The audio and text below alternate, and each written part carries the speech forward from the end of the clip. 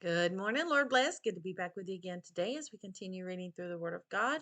We're going to do 4 chapters again today. It'll be Job chapters 5, 6, 7, and 8. We'll start off Job chapter 5. Call now if there be any that will answer thee, and to which of the saints wilt thou turn? For wrath killeth the foolish man, and envy slayeth the silly one. I have seen the foolish taking root, but suddenly I cursed his habitation. His children are far from safety, and they are crushed in the gate, neither is there any to deliver them.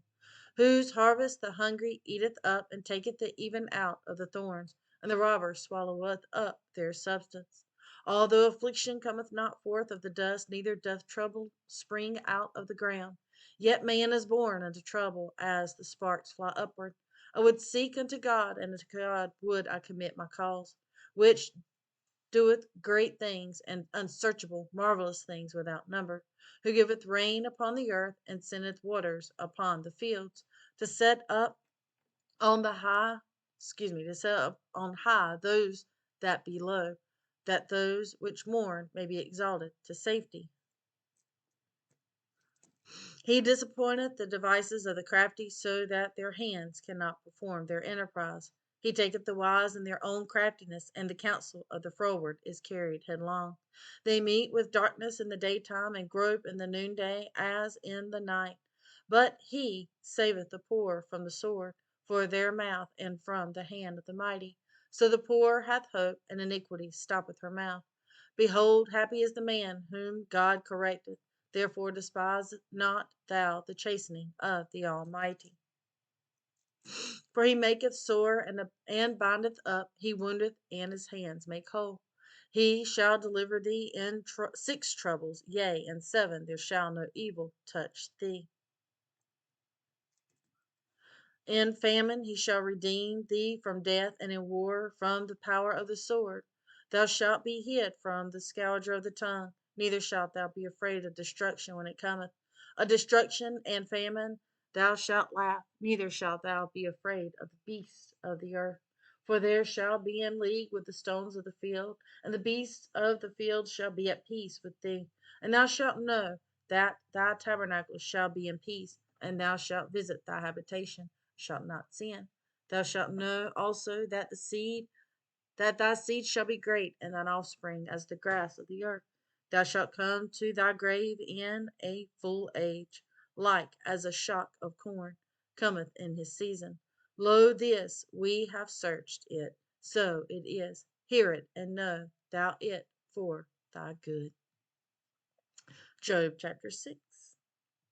But Job answered and said, Oh, that my grief were thoroughly weighed, and my calamity laid in the balances together.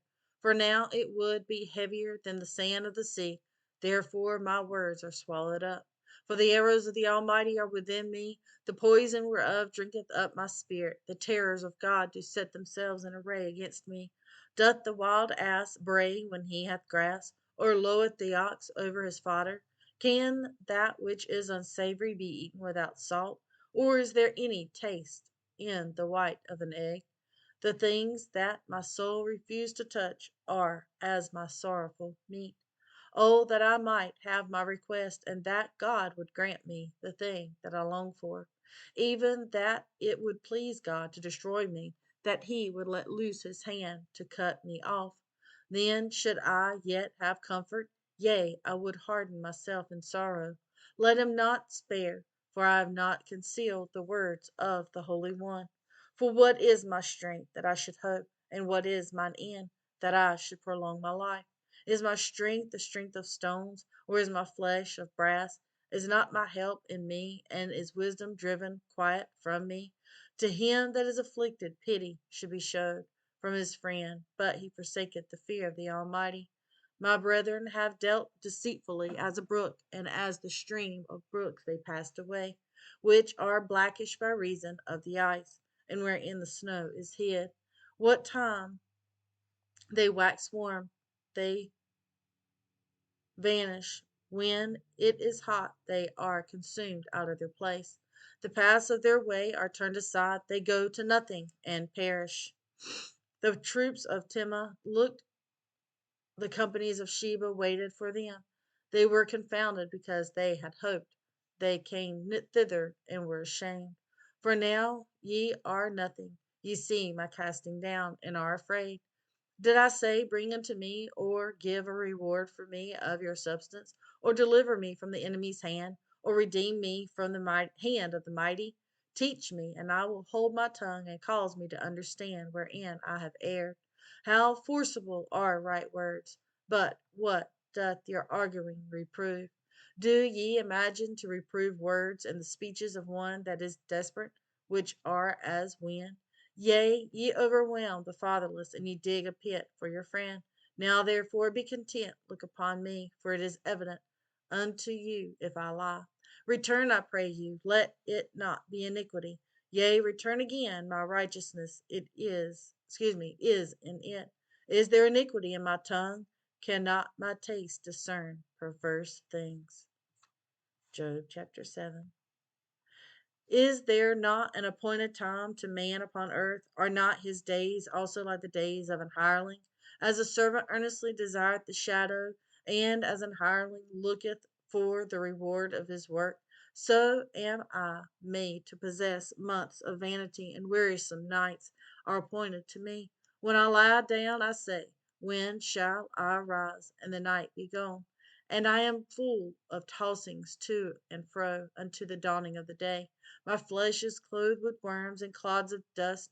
My skin is broken and become loathsome.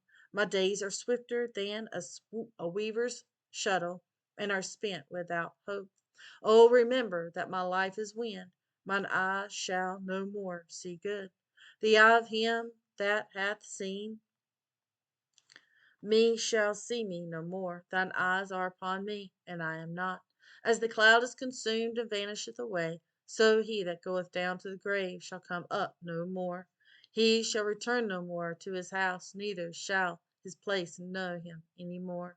Therefore I will not refrain my mouth. I will speak in the anguish of my spirit. I will complain in the bitterness of my soul. Am I a sea or well that thou settest a watch over me?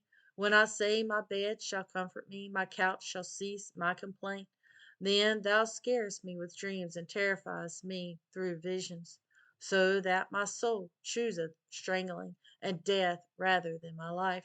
I loathe it, I would not live alway. Let me alone, for my days are vanity.